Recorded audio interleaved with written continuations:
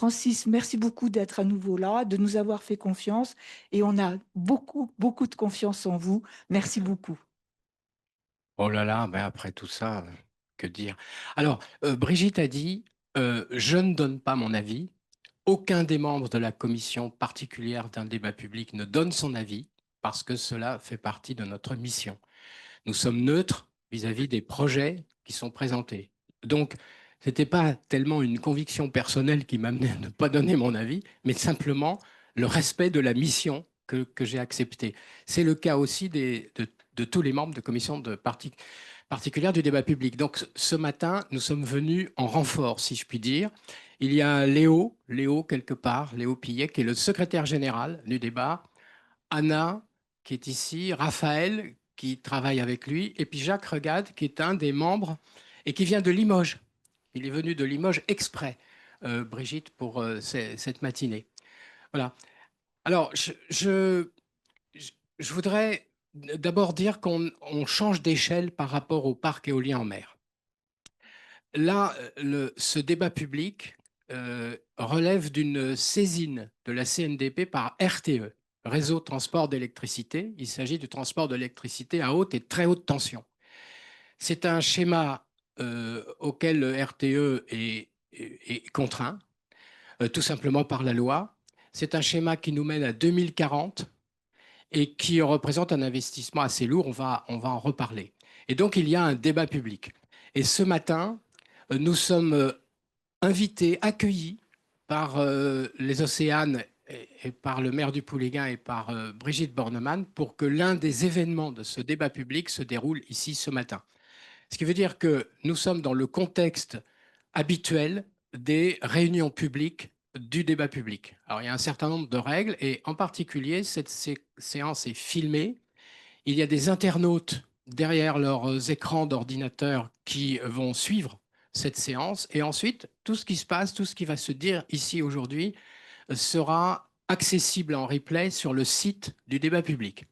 Voilà les conditions dans lesquelles nous sommes ce matin. Alors, ce débat, comme l'a dit Brigitte, fait suite à plusieurs débats relatifs à des parcs éoliens en mer. La tendance observée à l'occasion de ces débats publics, c'est qu'au fond, si un parc en mer est installé plus loin du littoral, plus loin des côtes, c'est mieux. C'est mieux pour un certain nombre d'usagers de la mer, c'est mieux pour les riverains, c'est sûrement mieux pour les collectivités territoriales. C'est une tendance qui s'est affirmée au cours de ces débats publics que moi j'ai vécu en Normandie, en Nouvelle-Aquitaine en particulier, et puis l'année dernière avec Florent Augagneur sur tous les littoraux français.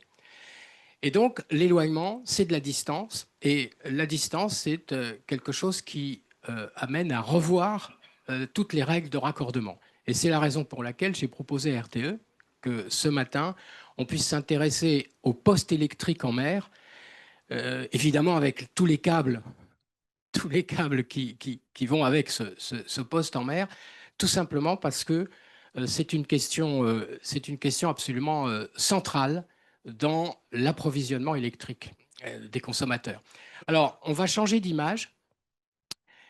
Bon, ça, je vous l'ai raconté, c'est pas la peine de lire. On va changer d'image. Alors, vous avez vu certainement sur les tables dans la pièce d'à côté, en même temps que le café et le jus de fruits, nous avons apporté le dossier du maître d'ouvrage dont vous voyez ici la couverture. C'est un très gros dossier qui a été entièrement composé par RTE pour le débat public. Donc ce qui est important, c'est de voir que ce dossier a été fait pour que tout public puisse s'emparer de son contenu. Donc je pense qu'il y en a une certaine quantité que vous pourrez voir tout à l'heure. Alors l'image d'après, bon, voilà, ça c'est simplement, qu'est-ce que c'est que le réseau à très haute tension? Donc moi j'ai simplement fait une capture d'écran, je crois. Moi je vais à l'essentiel. Le plus simple, capture d'écran de ce fameux DMO qui se trouve aussi dans le schéma lui-même, le schéma origine de RTE. Donc c'est un gros réseau et là il n'y a pas les basses et moyennes tensions. Il n'y a que la haute et très haute tension. Voilà, alors l'image d'après, c'est simplement pour qu'on se rende bien compte de ce que veut dire l'éloignement du parc en mer. Alors voilà une autre capture d'écran qui, oui, mais on peut même aussi passer directement à la dernière. La dernière, elle est issue de la mer en débat. Entre l'île de Ré, l'île d'Oléron et les deux petites zones coloriées en rouge, c'est 40 km. Ça, ce sont des parcs qui ont été décidés. Et puis, dans la mer en débat, l'année dernière, vous voyez les zones A, B et C. La zone C est à peu près dans les 40 à 50 km du littoral, mais les zones A et B pour plus tard, avec de l'éolien flottant, évidemment, on est à quelque chose comme 80, 100 ou 120 km des côtes. C'est ça la zone propice qui sort du débat dont il était question l'année dernière. Hein, donc la mer en débat dont Florent Gagneur a peut-être parlé hier. Ça veut dire que cette question de la distance est devenue une question absolument centrale dans l'approvisionnement de la France en électricité provenant de la mer. Alors du coup, j'en viens à la dernière image de ma petite introduction. C'est cette image-là qui motive la séance de ce matin. Là aussi, c'est une capture d'écran du, du schéma. Regardez le diagramme à secteur de droite, le camembert, si vous préférez. Toute cette zone bleu ciel que vous voyez, un tiers des 100 milliards d'investissements envisagés à 2040, c'est pour les réseaux en mer. Voilà, un tiers, quelque chose comme 35 à 40 milliards pour raccorder la production électrique de la mer. Donc, il m'avait semblé, et j'avais fait cette proposition à RTE, que finalement, il fallait absolument plonger dans cette zone bleu ciel pour essayer de comprendre de quoi il s'agissait concrètement. Et ensuite, évidemment, les publics auront la possibilité de s'exprimer sur ce dispositif. Alors, voilà la raison pour laquelle ici sont réunis, mais Brigitte veut dire quelque chose, je le vois, je le sens. Donc, je vous présente. Alors, Gros de Saint-Martin, forcément, c'est une dame, donc vous avez reconnu que c'est vous. Euh, une deuxième personne qui vient de RTE, Édouard Lénart. Et puis ensuite, deux industriels. Parce que quand on fabrique un poste en mer, effectivement, il y a un peu d'industrie derrière. Laurent Guillaumin, d'une entreprise qui s'appelle Nexens, qui s'occupe de câbles. Vous pourrez redire un petit peu en quoi consiste votre travail tout à l'heure. Et puis, Monsieur Grisot, Frédéric Grisot, des Chantiers de l'Atlantique, qui fabrique finalement des postes en mer. Et puis, nous avons en Belgique Tim Skivens qui va intervenir peut-être entre la séquence RTE et la séquence industrielle. Ça nous paraissait intéressant d'avoir le regard de quelqu'un qui est vraiment un spécialiste de, on va dire, de postes en mer, mais aussi des îles artificielles, pour qu'il dise un peu comment on s'y prend en Belgique. Et peut-être que si on le pousse un peu, qu'il dise comment il regarde la façon dont la France s'y prend. Donc c'est cette espèce d'élargissement un peu du regard qu'on essaye de faire toujours dans ce genre de séance. Voilà, je vais donc laisser la parole à Gros de Saint-Martin et Édouard Lénart, qui ont quelques images. Vous en avez vu passer une à toute vitesse. Je pense que Azilise, on peut... Voilà, très bien. Merci beaucoup. Effectivement, on va commencer par démystifier un peu cet objet technique hein, qui est le poste électrique en mer avec Édouard. Et après, je vais élargir un petit peu et vous parler des raccordements de façon plus générale avant de repasser la parole aux industriels. Oui, bonjour à tous, Édouard Lénard. Donc chez RTE, je suis responsable des stations de conversion terrestre et puis des plateformes en mer pour les projets de Centre-Manche et d'Oléron. Donc les plateformes en mer, c'est un domaine dans lequel je travaille depuis une quinzaine d'années, donc je connais plutôt bien. Peut-être quelques généralités sur ces plateformes en mer pour vous expliquer à quoi elles servent. Comme vous le voyez sur ce schéma, c'est un maillon essentiel du raccordement qui est mis en place par RTE pour raccorder les parcs éoliens en mer. Hein. Vous voyez les petites éoliennes à gauche qui sont raccordées à cette plateforme en mer. Donc c'est le premier maillon finalement de cette chaîne de raccordement. Et puis ensuite, on a la liaison sous-marine, la liaison souterraine avec l'atterrage entre les deux. Et enfin, un poste ou une station de raccordement au réseau électrique français, puisque l'objectif de ce raccordement, c'est bien de transporter l'énergie qui est produite par les éoliennes jusque sur le réseau électrique.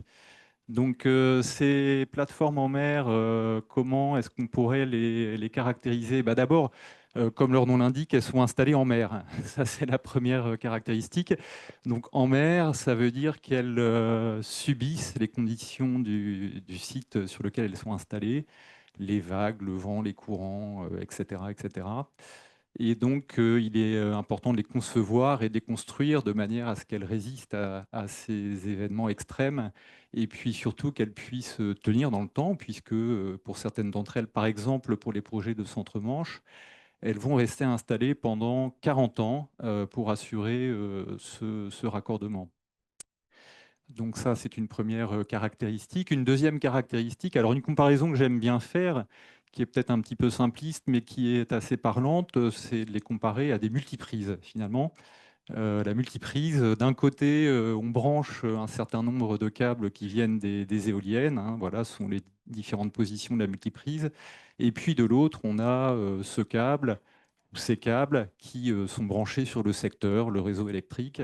Et donc, voilà, la fonction fondamentale de cette plateforme en mer, c'est bien de jouer ce rôle de multiprise. Alors, c'est une grosse multiprise, hein, les câbles qui viennent des éoliennes, il peut y en avoir 5, 10, 15, 20 en fonction de la configuration des parcs.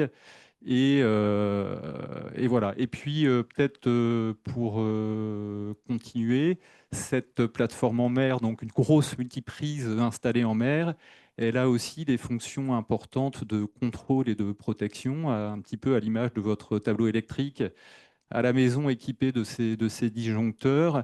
Elle va embarquer des systèmes qui permettent de piloter les éoliennes du parc éolien, et puis des systèmes de protection, ces fameux disjoncteurs dont je parlais à l'instant, pour pouvoir sécuriser les différents équipements, les différents composants qu'elle abrite ou les éoliennes en cas de défaut, comme ça se passe de temps en temps à la maison quand le disjoncteur saute. Donc voilà en quelques mots un petit peu le description de ces plateformes en mer. Peut-être pour continuer sur le sujet, je voulais signaler que pour ce qui concerne les raccordements qui sont réalisés par RTE maintenant, on distingue principalement deux grands types de technologies. La technologie à courant alternatif et la technologie à courant continu. Donc le courant alternatif, vous le connaissez bien, c'est celui que vous avez à la maison, hein, il a la forme d'une sinusoïde, 220, 230 volts à la maison. C'est une technologie qui est utilisée pour transporter l'énergie sur le réseau électrique français. C'est aussi en courant alternatif que les éoliennes produisent leur électricité.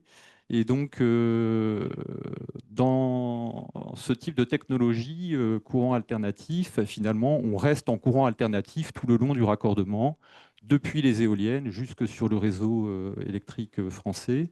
Et la plateforme en mer, sa fonction principale, une de ses fonctions principales, c'est d'élever le niveau de tension. C'est-à-dire que les éoliennes produisent à un certain niveau de tension.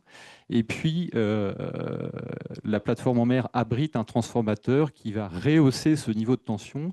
Et ça va permettre de réduire le nombre de câbles qui partent depuis la plateforme jusqu'à la Terre. Parce que plus la tension est élevée, moins on a besoin de câbles, de conducteurs. Donc, on abrite ces transformateurs à bord de cette plateforme. Et puis, pour ce qui concerne les raccordements à courant continu, il se trouve que quand la puissance des parcs éoliens augmente et qu'ils s'éloignent des côtes, l'optimum technico-économique, c'est de basculer sur la technologie à courant continu. Et cette technologie à courant continu, on la connaît déjà un petit peu parce qu'on l'utilise pour faire des interconnexions entre les pays, par exemple. Elle consiste à transformer le courant alternatif en courant continu pour le transporter et puis réduire les pertes électriques le long de ce transport. Donc voilà, je suis déjà très très long. J'espère que je ne vous ai pas perdu. En tout cas, je donne peut-être maintenant la parole un petit peu à Grou. Très bien, merci Edouard. Donc on a parlé de la multiprise, qui est le poste électrique en mer dans sa fonction principale, qui est de transporter l'électricité depuis la mer jusqu'au poste électrique à terre, pour que vous puissiez tous en bénéficier chez vous. À RTE, on a rajouté quelques fonctions supplémentaires à ce poste électrique en mer pour qu'il puisse faire autre chose que juste transporter l'électricité. Alors, de quoi parlons-nous? Donc non, là, l'image de tout à l'heure, elle était bien du coup cette fois-ci. Voilà.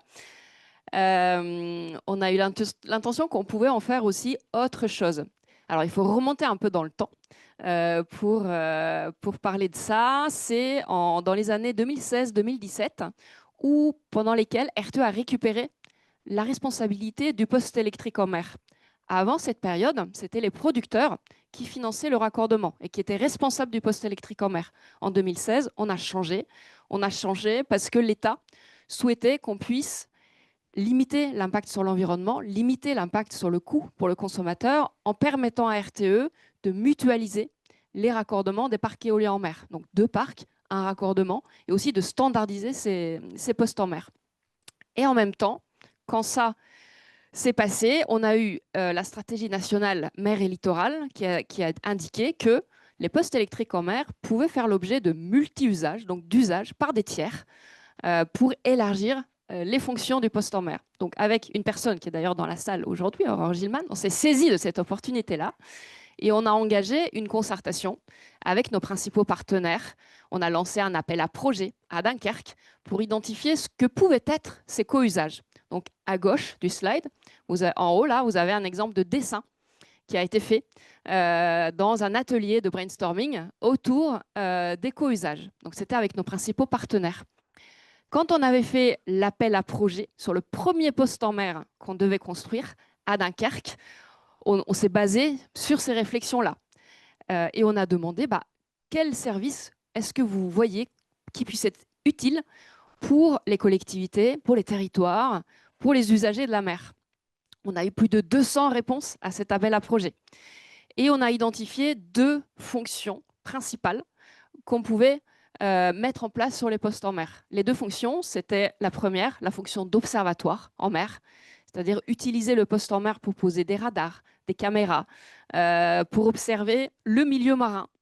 C'est une espèce de station scientifique déportée, en fait, qu'on proposait. Voilà, ça c'est la première fonction. Et la deuxième fonction, c'était une fonction plug and test, c'est-à-dire la possibilité de raccorder des sites d'essai sur ce poste en mer. Pourquoi? Parce que ça évite pour les sites d'essai, pour l'éolien flottant futur ou l'hydrolien ou que sais-je, de construire des raccordements directs, dédiés à ces sites d'essai, ce qui voudrait dire plus de kilomètres de câbles et plus de coûts pour la collectivité. Donc voilà, ça c'est les 2 fonctions principales qu'on avait identifiées. On a fait même une enquête auprès des scientifiques avec l'appui de la filière pour connaître les fonctions de ce deuxième service qui est le plug and test. Et puis, quand est venue l'heure de lancer nos appels d'offres pour les projets de la PPE2 dont parlait Francis tout à l'heure, qui sont situés plus loin des côtes, qui sont situés en moyenne à 75 km de points de raccordement à terre, alors que la première vague de projets, on était plutôt à 40 km en moyenne du point de raccordement à terre. Donc, c'est plus cher, c'est plus loin, mais ça donne de l'intérêt à la fonction observatoire en mer et station scientifique en mer. Quand on a lancé cet appel d'offres, on a relancé un dialogue avec les parties prenantes. Et on s'est dit, ça y est, maintenant on lance notre appel d'offres. Dites-nous finalement, qu'est-ce qu'il faut retenir? Alors, même si les chercheurs, leur vocation principale, c'est d'anticiper et de voir loin, ils avaient quand même du mal à dire de quels équipements exactement ils auraient besoin dans 6-7 ans. Donc, du coup, ce qu'on a fait, mais c'est un peu normal, on est opérateur d'infrastructure, on a créé la place nécessaire sur les postes en mer pour installer plus tard les services utiles au territoire et aux collectivités. Et donc ça, c'est ce que vous voyez sur la droite de l'image. Ça, c'est une image virtuelle du poste qu'on installera en Bretagne ou en Méditerranée. C'est les postes standardisés en courant alternatif dont parlait Édouard tout à l'heure, 750 MW. Il y a 2 petites boîtes. Et dans ces deux petites boîtes, c'est des conteneurs qu'on met sur le poste en mer.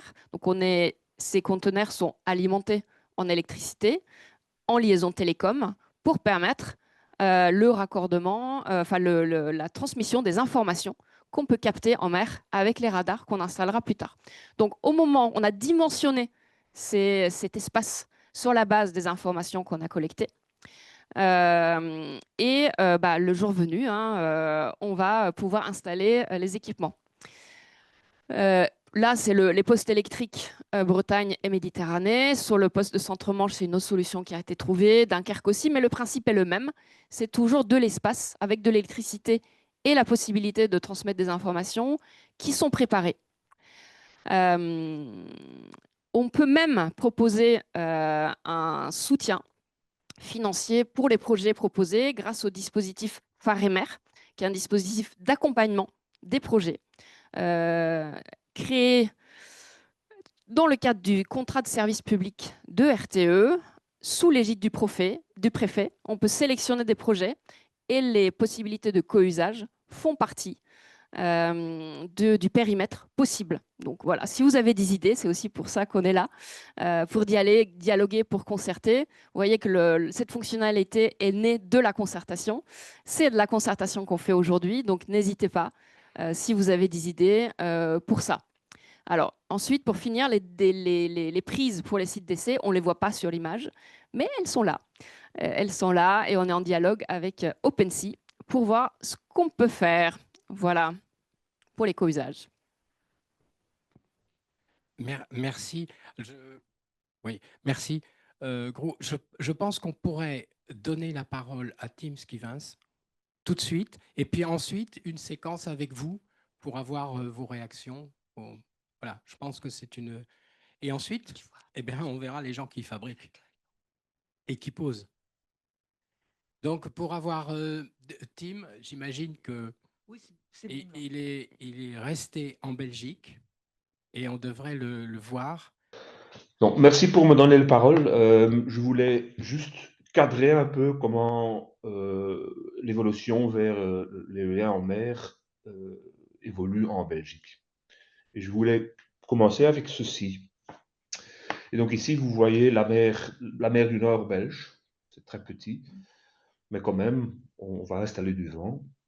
Et à droite, vous voyez la première zone de concession, donc en orange. Donc il s'agit de 9 concessions d'à peu près entre 200 et 300 MW, au total 2,2 gigawatts. Et cette zone a été développée entre 2010 et 2020. Un peu d'histoire. Elia, comme transporteur d'électricité, n'était pas inclus dans la boucle dès le début. Et donc, les parcs, chaque concession a développé son parc, mais aussi sa structure de transport tout seul.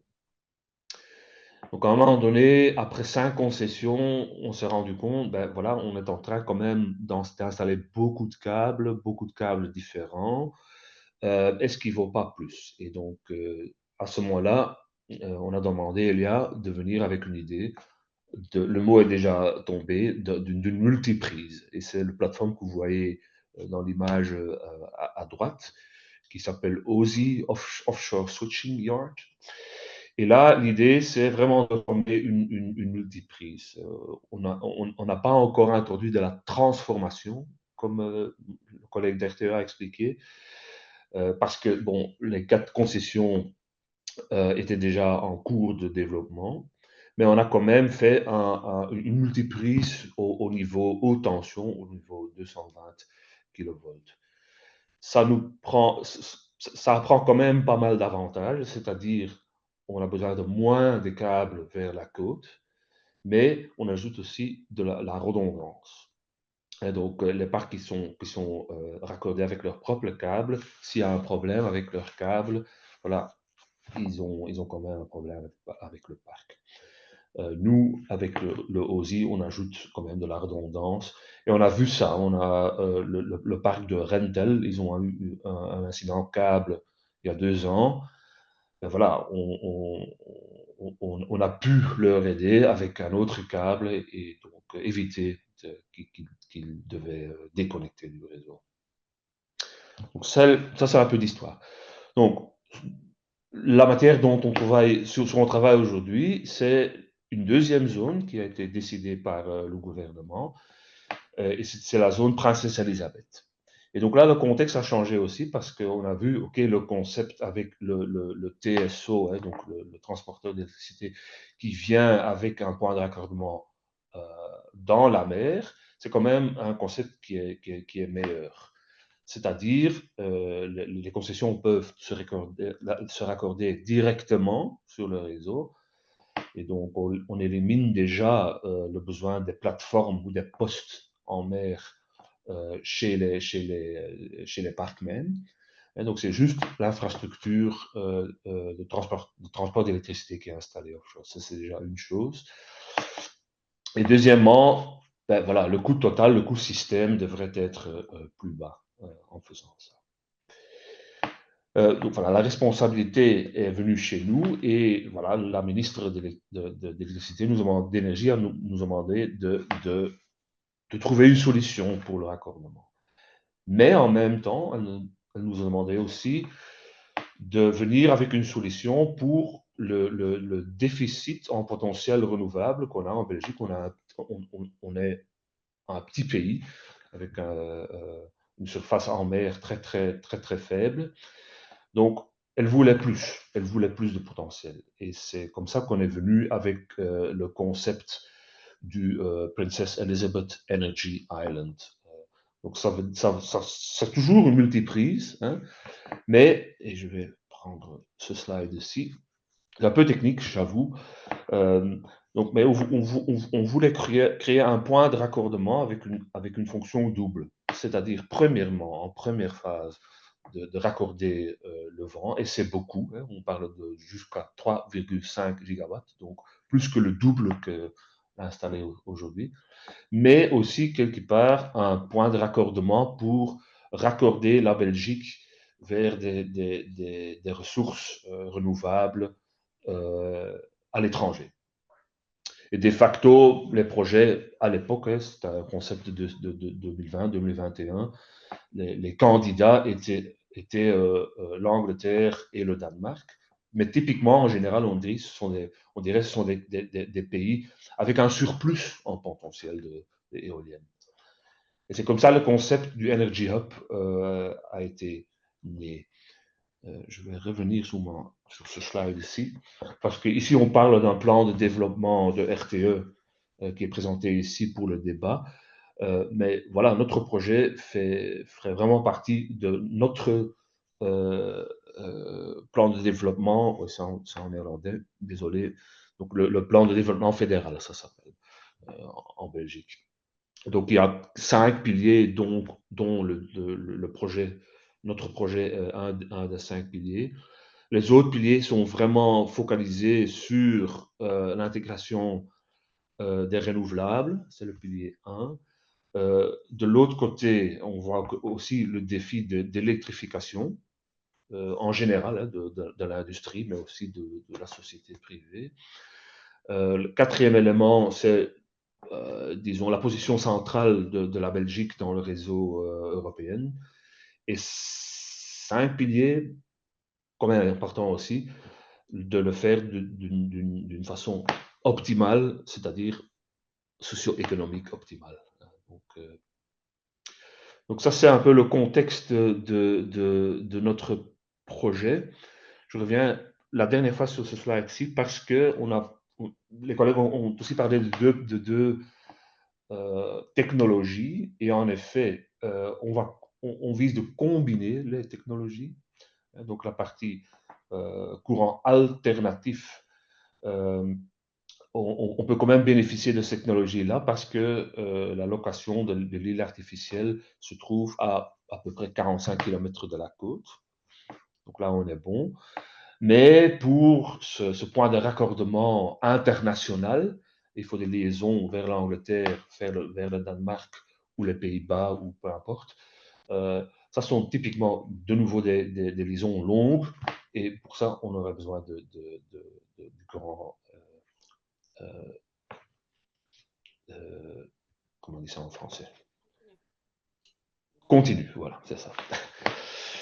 Voilà, ça c'est un peu la combinaison. Le projet même, on est en train de construire. Donc, je vais revenir sur ce slide ici. Hein. vous voyez l'image à gauche. Et donc, c'est une construction en béton. Hein, donc, on va installer 23 grands blocs en béton euh, pour faire, quelque part la silhouette de l'île et ça va être rempli avec du sable à l'intérieur.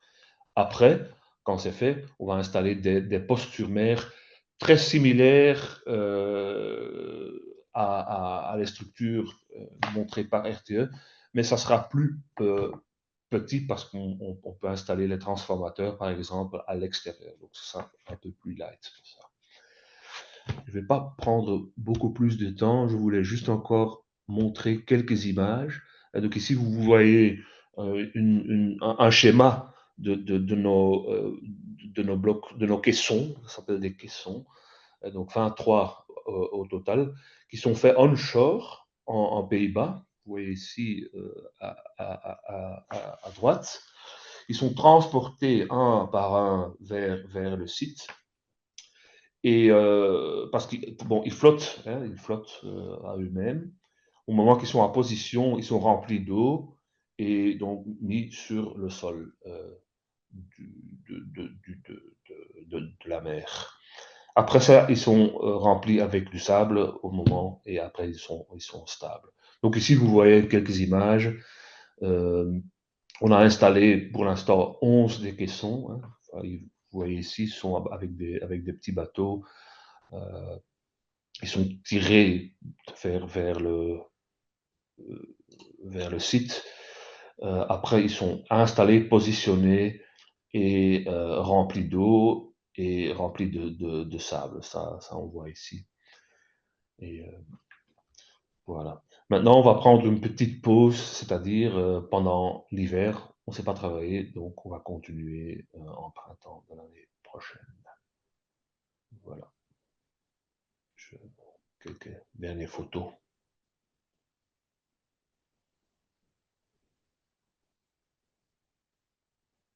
Tim, Voilà. est-ce que je peux te poser une question? Merci beaucoup.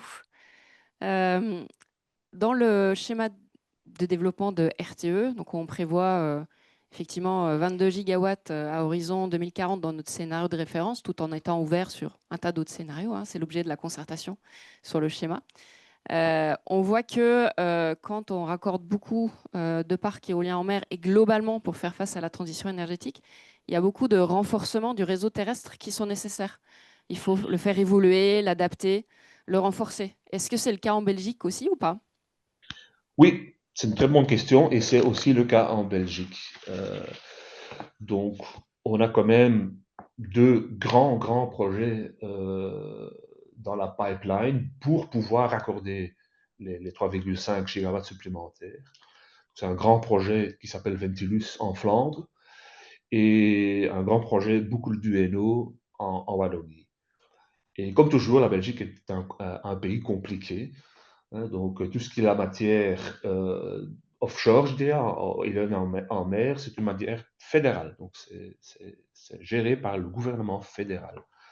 Par contre, les projets de renforcement onshore, donc Ventilus Boucle des Hainaut, sont gérés par les régions. Donc, il y a quand même, voilà, une dimension politique qui est un peu particulière. Mais en général, oui. Hein, donc, on voit beaucoup de nouvelles raccordements, nouvelles projets, mais aussi des rétrofits, aussi des lignes existantes. Donc, quelque part, pour augmenter la capacité de transport des lignes existantes.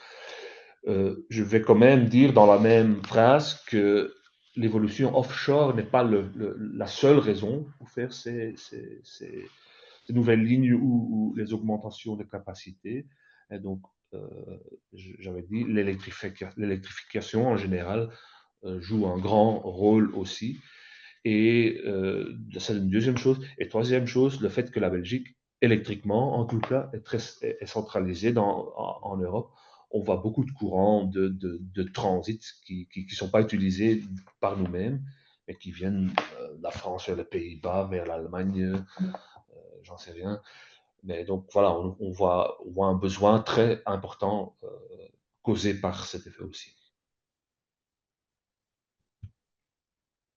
Merci Tim. Je vais faire un petit commentaire parce que nos amis belges sont très modestes.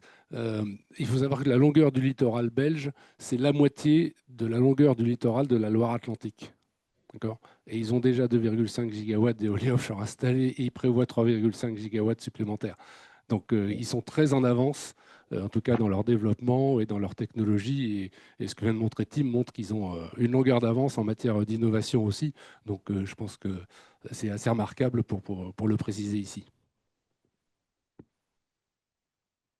Merci. On va peut-être passer à une phase d'échange et de questions, mais moi j'avais une question assez précise. La profondeur de l'eau.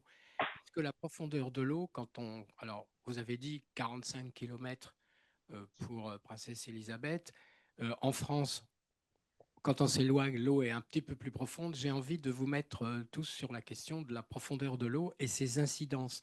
Alors, les conséquences de la profondeur de l'eau sur le plan technique et aussi peut-être sur le plan du coût du raccordement. Peut-être juste, Question valable pour la Belgique et pour la France, finalement. juste un petit commentaire. Effectivement, l'innovation et l'île Princesse Elisabeth qui est présentée, une innovation qui est très très intéressante. Effectivement, la chance de la Belgique, c'est d'avoir des profondeurs d'eau assez faibles et assez loin des côtes, ce qui n'est pas tout à fait le cas en France. Et c'est pour ça que, parce qu'on pourrait se poser la question, pourquoi en France on ne ferait pas une île énergétique telle que sur le même concept finalement, pour regrouper les raccordements. Et en fait, ce n'est pas possible parce que les profondeurs d'eau sont plus importantes. Et donc, il faudrait mettre en œuvre des caissons là, tels qu'on les a vus, mais de dimensions vraiment pharaoniques pour pouvoir réaliser un tel projet. Oui, effectivement, le coût serait rédhibitoire en France de la réalisation d'îles artificielles, comme celle qu'on voit en Belgique. En revanche, effectivement, vous avez raison, Francis, quand les parcs s'éloignent, les eaux sont plus profondes et donc il faut s'adapter. On voit qu'on a deux catégories de parcs en France, les parcs posés et les parcs flottants. RTE, aujourd'hui, ne propose que des postes en mer posés, quelle que soit la zone. Donc en Normandie, ça se comprend bien, on est à 40 mètres de profondeur, 50 mètres au maximum. Au large de la Loire-Atlantique, quand on s'éloigne, ça descend. Donc on sera à des bathymétries autour de 90 mètres au large de la façade atlantique, globalement. C'est possible de faire des parcs posés, des postes électriques en mer posés, jusqu'à 100 mètres à peu près. Donc c'est ce qu'on propose, à la fois sur la façade atlantique et en Méditerranée. Au-delà, ça devient vraiment plus compliqué. Et pour se préparer à ces zones qui pourraient être développées encore plus loin des côtes à très long terme, on a un projet de recherche et développement depuis quelques années déjà sur les postes flottants qu'on pourrait effectivement développer à des profondeurs supérieures à 100 mètres. On regarde même les postes sous-marins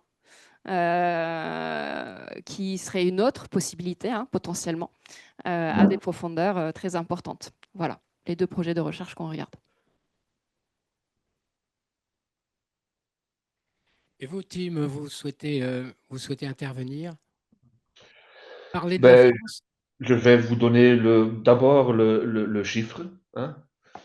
On est à 17-18 mètres pour l'île. Et en effet, hein, la raison, on a essayé de trouver un emplacement avec une profondeur faible. Parce qu'en effet, chaque mètre fait qu'il faut un caisson d'un mètre de plus. Ça, c'est une chose. Et en effet, je pense, même dans les eaux belges, la profondeur maximale est de 50-55 mètres maximum. Donc aussi pour les éoliennes, ça devrait aller. C'est peut-être un autre sujet, mais ce que je voulais quand même ajouter aussi, ce sont des éléments que Gros a quand même touché. C'est le concept de multi-usage, parce que je ne l'ai pas dit dans ma présentation, mais c'est quand même fortement présent chez nous aussi. Et c'est-à-dire, on est même plus flexible que vous, Gros, hein, parce que nous, on aura quelque part une surface, hein, comme qu'on aura une surface sur la Terre. Et donc, quelque part, parce que, bon, les autorités viennent aussi, ah oui, on veut faire des radars, on veut faire des centres scientifiques. Mais quand on demande, oui, mais qu'est-ce que vous voulez? C'est plus compliqué. Et c'est normal, parce que c'est très innovant, hein, c'est très innovant. Donc là, on a quand même aussi laissé la possibilité pour des projets, pour des petits projets. On ne va pas faire des projets, des grands projets d'hydrogène commerciaux. Hein, c'est plutôt sur l'usage des scientifiques pour les autorités, pour les radars, peut-être aussi la défense, ça devient pertinent aussi dans ce temps-ci. Donc là, on a la même possibilité, je pense qu'on a eu des discussions ou des échanges très, très similaires que chez RTE. Ça, c'est la première chose. La deuxième chose que je vais juste mentionner, et je peux donner des liens vers la littérature aussi, mais c'est le concept qu'on a introduit qui s'appelle Nature Inclusive Design. Je vais essayer de traduire une conception en incluant la nature. Je ne sais pas si ça dit quelque chose.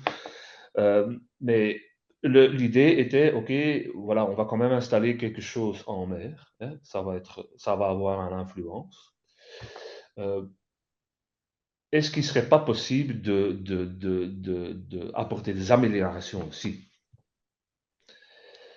Et voilà, on a démarré un trajet, pas seulement avec nous, mais avec des académiques, avec des groupements de nature, avec les autorités. Donc un grand panel d'experts pour trouver des améliorations sur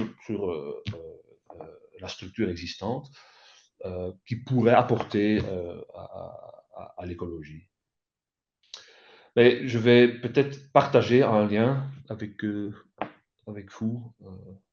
On a une petite brochure qui est consacrée à ça. Je voulais juste réagir par rapport à ça, Tim. Donc, la conception, le design basé sur la nature, c'est aussi quelque chose qu'on met en œuvre à RTE. Pour les postes en mer, d'une manière un petit peu différente peut-être. Ce qu'on fait, c'est qu'on fait réaliser pour chaque projet une analyse de cycle de vie du projet. Donc, c'est une approche un peu scientifique à la base. Et ensuite, quand on réalise ces études, un panel d'experts d'un côté et de parties prenantes de l'autre qui interagissent avec nous pendant la phase d'analyse de cycle de vie et ensuite pour identifier les pistes d'éco-conception qu'on peut mettre en œuvre sur les postes électriques en mer. Donc ça a été fait systématiquement. Et en gros, ce qui en ressort, c'est que la matière principale des postes en mer, c'est l'acier. Donc, il faut travailler sur l'acier bas carbone, par exemple. Sur les câbles, ce qui était ressorti, parce qu'on a fait la même chose sur les câbles, c'était qu'il serait intéressant de basculer à un moment donné du cuivre vers l'aluminium. Voilà. Donc, on a un programme aussi de travail, un dialogue avec nos câbliers préférés sur ces sujets-là, d'une part. Et d'autre part, la deuxième piste, c'est le recyclage du cuivre. Et là, c'est pareil avec Nexans en particulier. On a des travaux communs. Très bien. Merci. Je pense qu'on peut peut-être vous donner la parole. Alors, la parole à la salle et aussi aux personnes qui sont dispersées dans l'espace géographique derrière des écrans d'ordinateur. En fait, si on reprend la question du point de vue du débat public, j'ai envie de dire, nous nous intéressons au public, tous les publics, et pas forcément les publics spécialisés ou les parties prenantes. Donc là, on a entendu les exploitants, finalement. Alors, la mer est partagée entre de multiples usagers, et puis elle est aussi partagée avec tous les êtres vivants qui peuplent l'écosystème marin. Si on se place de ce point de vue-là maintenant, finalement, comment se présente la question de l'accueil de ces postes électriques dans la mer? J'ai envie de vous proposer cette question-là, puis vous allez tirer la pelote et aborder les sujets que vous souhaitez aborder. Alors, qui souhaite et comment on fait pour les... Oui, alors, bon, les doigts se... Ouais, Jean-Claude Dauvin a levé le doigt. Bon, il y a plein de doigts. Donc, bah, c'est bon signe. Oui, bonjour à tous. Jean-Claude oui, oui, Jean-Claude Dauvin, je suis professeur émérite à l'Université de Caen, mais je vais intervenir en termes de président du conseil scientifique GIS Écume pour effet cumulé en mer, dans lequel d'ailleurs RTE est partenaire avec Lisa Garnier, que vous connaissez sans doute, qui est la personne qui fait partie du comité de pilotage. Je me réjouis que vous puissiez proposer aux scientifiques des surfaces. Et bon, vous savez bien, et d'ailleurs, vous avez sûrement cette réflexion que le temps de la recherche est très long, que probablement au niveau de l'échelle de la façade de Manchès-Mer de Nord, dont on s'occupe au niveau du projet Écume, qui va de la baie du Mont-Saint-Michel à la frontière belge, on a en ce moment, avec la région Normandie, engagé beaucoup d'études sur le mât expérimental de Fécamp et qu'à l'issue de cette période de mise en route qui travaille à la fois sur l'air et à la fois sur la colonne d'eau, on pourra peut-être proposer des équipements de façon à avoir l'opportunité, parce que je pense que pour la recherche scientifique, c'est une opportunité d'avoir des sites d'observation au large, ce qu'on n'a pas. Et d'ailleurs, au niveau de la Manche, et en particulier la Manche Est, on a une chance d'avoir des observations sur le large qui nous manquent aujourd'hui. Donc, il faut être patient et probablement qu'on aura des projets dans les années à venir. Ma question concerne les fonds que RTE mettra à disposition en ce qui concerne les impacts environnementaux, car on a été interpellé par Lisa Garnier, pas plus tard que l'année dernière, sur des réductions probables de la partie impacts environnementaux de RTE par rapport à ces postes électriques en mer. Alors, qu'en est-il exactement aujourd'hui? Allez-vous continuer à faire soutenir des projets de recherche? Je pense notamment au biofouling, qui va intéresser non seulement les monopiles et les infrastructures, les fondations d'éoliennes, mais aussi les postes en mer et des questions sur les modifications du sillage, etc. Donc, est-ce qu'il est prévu, comme le font d'ailleurs les opérateurs depuis le Centre Manche 1, puisqu'il y a un projet sur la biodiversité, des fonds qui ont été dévolus pour la biodiversité, qui sont gérés d'ailleurs aujourd'hui par l'Agence de l'eau Seine-Normandie, dont on est en train d'analyser les projets. Est-ce que vous avez des financements particuliers pour la recherche environnementale et en particulier sur la biodiversité dans le cadre de votre développement de ces plateformes électriques en mer? Alors la réponse courte est oui. Peut-être pour faire un pas en arrière, hein. Donc on a deux types de mesures. Il y a bien les mesures qui sont financées par les projets, qui englobent notamment les mesures de suivi des parcs. Voilà, donc ça, c'est financé, évidemment. Et ensuite, il y a notre programme de R&D. Alors ça tombe bien parce qu'on vient de publier une synthèse de nos travaux passés de R&D. On a une vingtaine de projets depuis 10 ans sur l'environnement en mer, sur le milieu marin. La synthèse est disponible, n'hésitez pas à la consulter. Donc là, on cite vraiment l'ensemble des projets qu'on a eus. Il y a une vingtaine de projets. Votre question, c'est est-ce que vous allez continuer à faire autant de projets de R&D? Je dirais oui, il n'y a pas de raison. Alors autant, voilà, il faut que le régulateur approuve, comme à chaque fois, notre budget de R&D, mais nous proposons bien de poursuivre les programmes de R&D utiles qu'on discute dans le cadre de France Énergie Marine, d'une part, et d'autre part, en direct avec nos projets de R&D propres. Donc la biodiversité marine en fait partie, c'est un sujet prioritaire pour nous. Donc la réponse est oui, il y aura d'autres projets.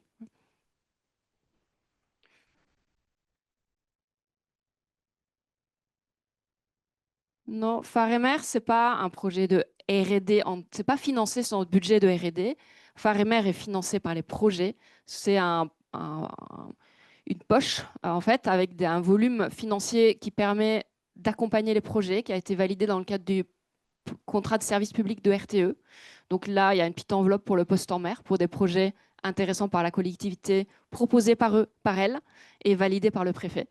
Donc ça, c'est vraiment dans le cadre des projets. Oui, bonjour, Jean-Claude Ménard, association Estuaire Loire-Vilaine. Nous passons notre temps à observer les fonds marins et voir ce qui se passe.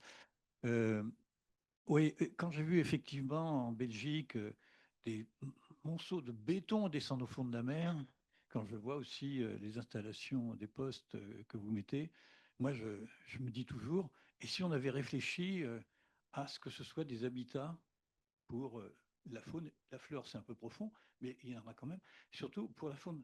On peut faire effectivement, dès la conception, des habitats pour poissons, en analysant bien sûr quel type de poissons sont là, mais il y en a d'autres qui vont dire que ça va faire finalement un îlot de biodiversité assez fantastique.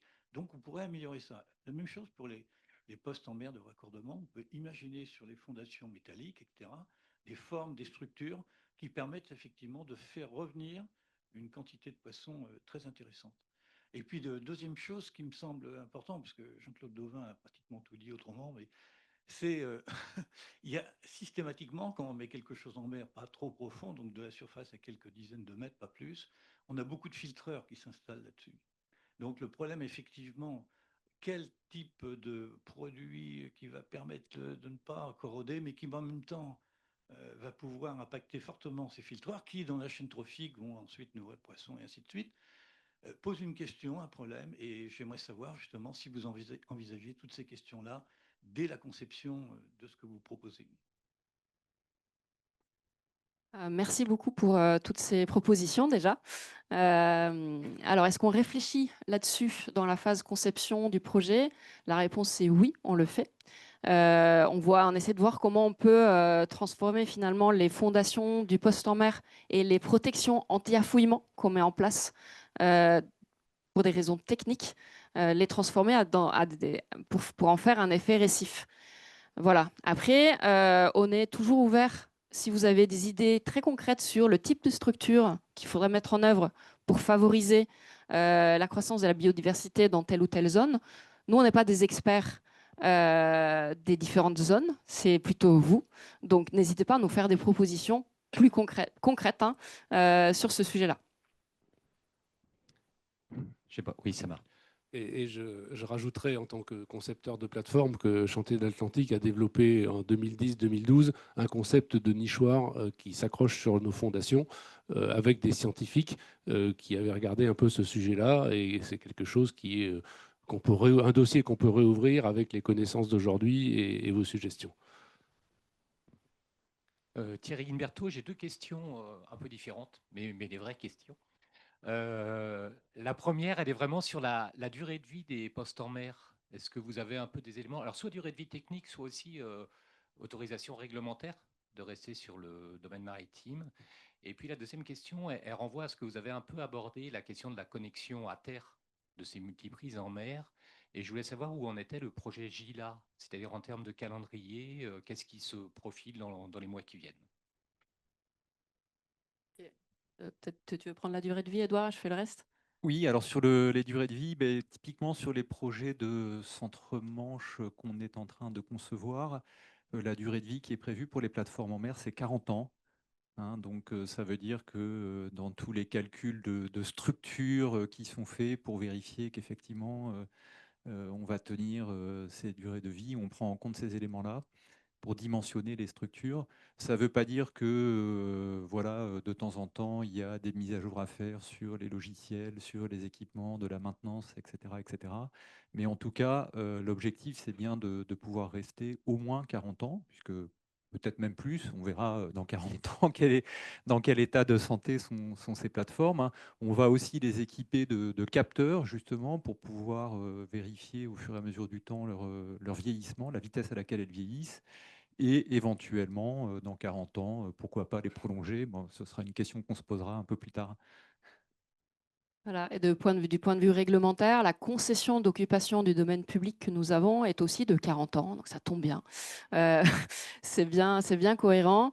L'État a réfléchi à une extension de cette durée à 50 ans. Ça pourrait être mis en œuvre pour les futurs projets. Nous, dans tous les cas, au bout de 25 ans, on fait une campagne, pour le coup, d'observation un peu dédiée pour voir s'il y a des équipements malgré tout à rénover plus rapidement que d'autres, ou pas, peut-être moins rapidement. Je prends l'exemple de notre liaison avec l'Angleterre, qui est dans l'eau depuis 1986, donc voilà, bientôt 40 ans, hein, et la durée de vie des câbles prescrite, c'est aussi 40 ans. Mais en fait, ces câbles sont dans un état formidable. Donc, on ne prévoit pas du tout de les remplacer rapidement parce qu'ils sont encore en très bon état. Voilà. Ensuite, votre dernière question portait sur le projet GILA. Donc, pour ceux qui ne connaissent pas le projet GILA, c'est une abréviation de Gironde Loire-Atlantique. C'est en gros une liaison qui vise à renforcer d'abord la capacité du réseau terrestre, mais avec cette originalité qu'elle passe par la mer. Donc voilà, deux paires de câbles qui passent par la mer entre Bordeaux et Nantes pour renforcer la capacité d'accueil du réseau, qui est insuffisante. Parce que le photovoltaïque se développe dans le sud, parce qu'il y a de la consommation qui se développe dans le nord, parce qu'il y a l'éolien en mer. Voilà, pour faire court. Il y a aussi les interconnexions avec l'Espagne. Donc ce projet vise aussi à raccorder en format du coup multiprise un peu grande échelle des parcs éoliens qui seraient raccordés directement sur cette liaison, avec vraiment une prise en mer où le parc pourrait se raccorder. Donc une prise par liaison. Ce projet fait l'objet d'une concertation. Aujourd'hui, nous visons de valider le fuseau de moindre impact dans notre jargon, c'est-à-dire en gros le tracé un peu grosse maille qui permet de minimiser l'impact sur l'environnement et les usages vers la fin de l'année. Il doit néanmoins être validé par notre régulateur et son intérêt économique n'est confirmé que s'il y a effectivement des parcs éoliens qui se développent en mer, dans cette zone. Et pour ça, pour être sûr de ça, il nous faut une programmation pluriannuelle de l'énergie, voilà, que nous attendons de nos voeux depuis déjà pas mal de temps. On avait dit qu'on ne parlerait pas de l'affaire Dreyfus.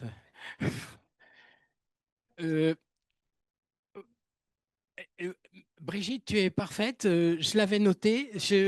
Non, c'est très bien. Non, mais c'est très bien. Vous voyez, mais je voudrais quand même. Alors, question méthode. Il y a un bras levé depuis tout à l'heure, mais un seul. Oui, mais le monsieur, il a levé son bras il y a 20 minutes. Et puis ensuite, on passe aux internautes et ensuite, on passe à la seconde partie de cette table ronde parce qu'il est déjà 10h15.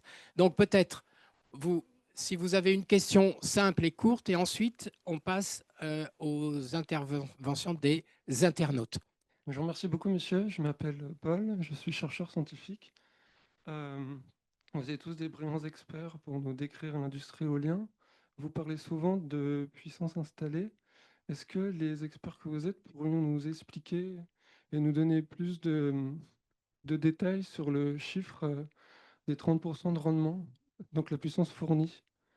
Et il y a plusieurs lettres qui ont été envoyées à EDF qui sont restées sans réponse. De nombreux experts disent qu'en offshore, on peut rarement dépasser les 20%. Est-ce que vous pourriez nous dire en détail le chiffre des 30%? C'est-à-dire pour 100 gigawatts installés, il y a à peu près 30 gigawattheures fournis.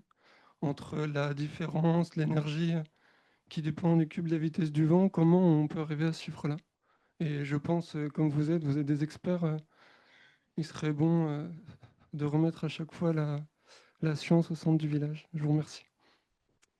Alors, dans cette table ronde, on n'est pas des experts des éoliennes, puisqu'on est plutôt des experts du raccordement. Voilà.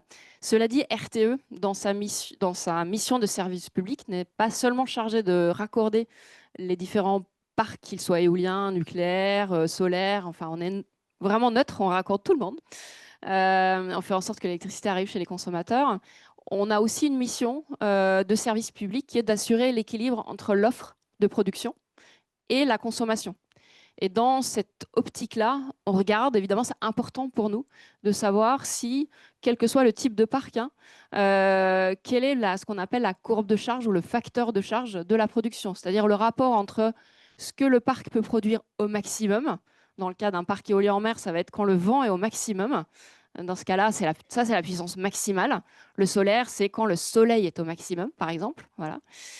Et la production un peu moyenne dans le temps, ce qu'on appelle l'énergie, donc l'énergie produite. Ça, c'est la production moyenne. Et donc, le rapport entre les deux, c'est le facteur de charge.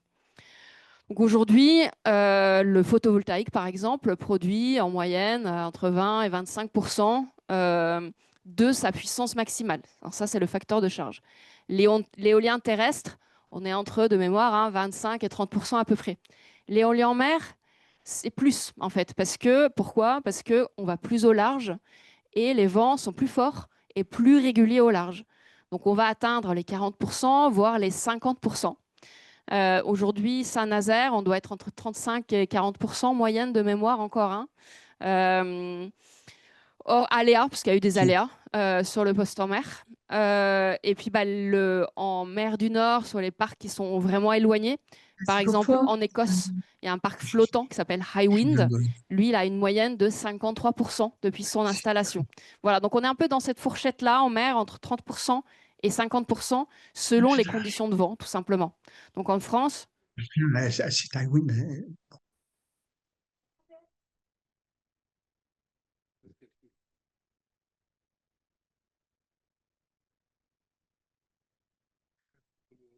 comment on calcule le facteur de charge?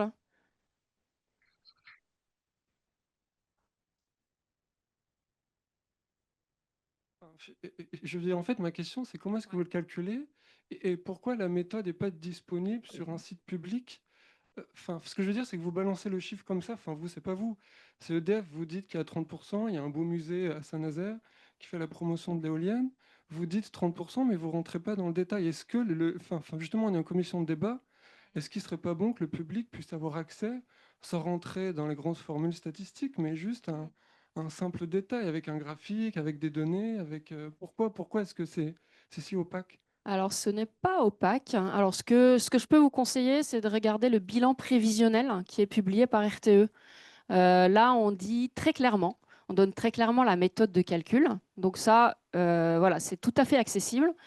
Et ensuite, il y a un autre outil qui s'appelle Ecodemix. C'est une application que propose RTE. Donc, en permanence, vous pouvez regarder, il y a une section maintenant dédiée à l'éolien en mer. Donc, en permanence, vous pouvez voir combien produit les différents parcs en France qui sont raccordés sur le réseau. Donc, Saint-Nazaire, Saint-Brieuc, Fécamp. C'est disponible en temps réel, en permanence. C'est très facile d'accès, vraiment. Et vous pouvez par ailleurs connaître la puissance totale maximale du parc. C'est disponible, c'est autour de 500 MW pour ces parcs. Voilà, et donc vous faites le rapport entre les deux, c'est très facile. Bien, je pense il faut vraiment qu'on s'intéresse aux internautes qui souhaiteraient intervenir. Oui, nous avons une question une intervention de Eric Sartoria à qui on va donner la parole tout de suite. N'oubliez pas de vous Oui, présenter, hein, Monsieur Sartori. oui, bah, certains me connaissent déjà. Donc, Eric Sartori, PBM, préserver l'identité environnementale de la Bretagne et des îles contre l'éolien en mer. Déjà une réaction, on vient de parler de Hywind Scotland. Hywind Scotland, c'est dans un des coins les plus vantés d'Écosse. Et sur le facteur de charge, ce qui n'a pas été dit, c'est que les trois malheureuses éoliennes qui sont là ont dû être, pour une maintenance non programmée, je cite, ramenées pendant près de, je ne sais plus, 6 mois, en tout cas plus de 6 mois, en Norvège. Donc je pense que le facteur de charge en a pris un coup lors de cette maintenance non programmée. Bon, pour revenir au sujet du jour, je souhaite, sur l'éloignement des parcs éoliens, on a eu là l'exemple d'Oléron où le débat CNDP a entraîné une proposition de déplacement, d'éloignement d'ailleurs assez modéré du parc éolien, et où le résultat a été zéro réponse à l'appel d'offres. C'est-à-dire qu'on ne sait pas actuellement à coût raisonnable éloigner des côtes les parcs éoliens en mer en France. Ça tient à la nature des côtes françaises, qui sont rocheuses et pentues, donc on a tout de suite des profondeurs importantes. Voilà, et puis voilà, donc on a ça sur Oléron, cet éloignement des parcs. Et la Creux, dans ses observations sur le SDDR, vient d'ailleurs de dire à RTE, ça serait peut-être pas mal que vous regardiez un peu moins d'éoliens flottants et de rapprocher davantage les parcs parce que pour des questions de coût. Voilà, donc la Creux va à l'inverse des préconisations de la CNDP. Après, je voulais poser des questions vraiment techniques. Alors, ça va aller très vite, hein, mais sur les postes éoliens en mer. Vous parlez de multiprise. Moi, je parlerais plutôt de plateforme pétrolière. Donc, est-ce qu'on peut donner un exemple de dimension, largeur, hauteur sur mer, longueur, volume d'un poste éolien? quelque chose de précis, à quelle distance il se voit, qu'est-ce que ça donnera à Erdeven, par exemple, pour Bretagne Sud, et une série vraiment de questions techniques. Comment sont refroidis ces postes électriques en mer? Est-ce qu'il y a des rejets? Est-ce qu'il y a des dangers de pollution dus au refroidissement? Comment ces postes éoliens en mer sont protégés contre la corrosion? Est-ce que ce sont des anodes sacrificielles? Et si c'est le cas, regardez les publications déjà sur les parcs anglais, sur comment dire, les concentrations ahurissantes d'aluminium, de cadmium, d'iridium aussi, enfin, de métaux divers qui Pardon. sont... Et Eric, excusez-moi de vous interrompre, simplement une question. Est-ce que vous avez bien lu toutes les questions que vous aviez posées depuis 2 ans, notamment dans Mère en débat? Parce que vous reposez toujours les mêmes questions. Oui, Donc, parce que est-ce j'ai pas de qu'éventuellement, réponse. vous Donc, pouvez attendez, relire ce que vous avez est-ce que déjà je peux... posé Non, non, comme mais question? attendez qu'on en débatte ici. Est-ce que je peux Alors, terminer? Eric, Donc, je suis désolée. Moi, je ne j'ai suis que dit le refroidissement. modératrice, mais 2 choses. Est-ce que, un, vous pouvez laisser répondre les personnes qui sont compétentes pour le faire? Deux, est-ce que vous pouvez J'ai encore relire trois ce que vous questions. dites? Oui, Il faut j'ai relu ce que répondre. je dis. Donc, je le redis. Donc, attendez, j'ai une réponse sur le refroidissement, sur la protection cathodique, sur la protection contre le biofouling. Comment c'est fait? Est-ce qu'il y a des rejets habituels ou des dangers de rejet de produits halogénés et de produits oxydants? Comment est fait la protection comment est fait comment est pris en compte l'effet des champs électriques qui est particulièrement intense auprès des postes éoliens en mer sur notamment les espèces de poissons dont échinodermes, raies, requins, anguilles, hein, dont certains sont protégés, et il y a de plus en plus de littérature là-dessus. Et il m'en manquait une. Ah oui, le SF6. Est-ce que vous utilisez du SF6 qui est normalement proscrit par le protocole de Tokyo, hein? C'est un des gaz à effet de serre les plus puissants, 26 000 fois le carbone. Est-ce que vous utilisez du SF6 et est-ce qu'il y a des dangers de rejet? La réponse est oui, parce que c'est déjà produit à Seagreen, par exemple. Voilà. Moi, je voudrais prendre la parole en tant que président de la commission particulière du débat public. Vous avez dit tout à l'heure que la CNDP préconisait l'éloignement des parcs. Je rappelle, comme je l'ai dit d'entrée de cette séance, que la CNDP ne préconise rien puisqu'elle est neutre par rapport au projet. Elle s'est fait simplement l'écho, elle a rendu compte de ce que les publics réclamaient. Voilà, c'est un petit peu différent. Bon, sur les questions qui portent sur le poste en mer, donc une partie de vos questions portent sur le poste en mer et pas seulement sur les parcs éoliens. Est-ce que vous pensez utiliser la plateforme de ce présent débat public pour poser ces questions à RTE? Puisque finalement, ce sont des questions qui rentrent dans le chapitre de l'inscription ou l'insertion territoriale, finalement, des infrastructures. Et donc, ça aurait toute sa place, finalement, dans ce débat-là, qui est un débat de transporteurs et pas de producteurs, hein. On rappelle, voilà, vous êtes des transporteurs comme SNCF Réseau. Voilà. Voilà, donc si vous utilisez la plateforme, je suis certain que RTE va répondre à vos questions très précises. Alors maintenant, il faut que l'on passe, parce que Brigitte me regarde, mais c'est toujours un plaisir. Elle me dit, il est 10h et quelques. Alors, on va passer à la deuxième partie de notre séquence et je voudrais dire pourquoi on a trouvé important de proposer à des industriels de venir dans cette séquence. Si vous avez lu ou si vous n'avez pas encore lu, mais vous allez le faire, le fameux dossier du maître d'ouvrage, vous allez voir que RTE a une ambition autour de ce qu'on appelle aujourd'hui, de façon un peu familière, la souveraineté industrielle. Il y a cette question-là qui est posée, et par conséquent, on va d'ailleurs consacrer un webinaire vers la fin du mois de novembre à ce sujet. C'est-à-dire, au fond, qu'est-ce que l'industrie française est capable de produire dans le sens d'une souveraineté énergétique et d'une souveraineté industrielle. Donc c'est la raison pour laquelle on a consacré la deuxième partie de cette séquence à cela. Donc les chantiers de l'Atlantique d'un côté, Nexans de l'autre, c'est-à-dire Frédéric Grisot et Laurent Guillaumin vont peut-être dire ce que la France produit, ce que vous faites finalement avec nos propres ressources. Peut-être chantier de l'Atlantique. Chantier de l'Atlantique, pour moi, c'est magique. Quand on arrive en TGV ou en TER, en n'importe quoi à la gare de Saint-Nazaire, on voit un immeuble de je ne sais combien d'étages qui est en fait un paquebot. Voilà, c'est émouvant. Oui, bonjour à toutes et à tous. Oui, c'est un peu une marque de la région de Saint-Nazaire avec ces deux grands portiques rouge et blanc. Mais vous n'y voyez pas que des paquebots, vous y voyez aussi des stations électriques pour l'éolien en mer. Donc moi, je suis directeur de la business unit énergie marine à Chantiers de l'Atlantique depuis sa création en 2012. Et ça fait maintenant presque 15 ans que Chantiers de l'Atlantique travaille dans l'éolien en mer. Asilis, s'il vous plaît. Ouais, super. Et on est aujourd'hui le numéro 2 européen des postes en mer. Donc, on a réalisé plus de 9 plateformes aujourd'hui pour 3,5 gigawatts dans toute l'Europe. Quand on dit on est numéro 2 en Europe, on est dans les leaders mondiaux, puisque l'Europe est à la pointe, avec la Chine que je mets de côté, de l'éolien en mer dans le monde. Donc, on a aujourd'hui 3,5 gigawatts installés. Ça permet quand même de transmettre la consommation annuelle de 5 millions de personnes en Europe. Donc, quand on parle de production, on est quand même sur des volumes de production très significatifs à l'échelle européenne. On a livré beaucoup de plateformes à l'export. On a commencé avant que la France se lance dans l'éolien offshore.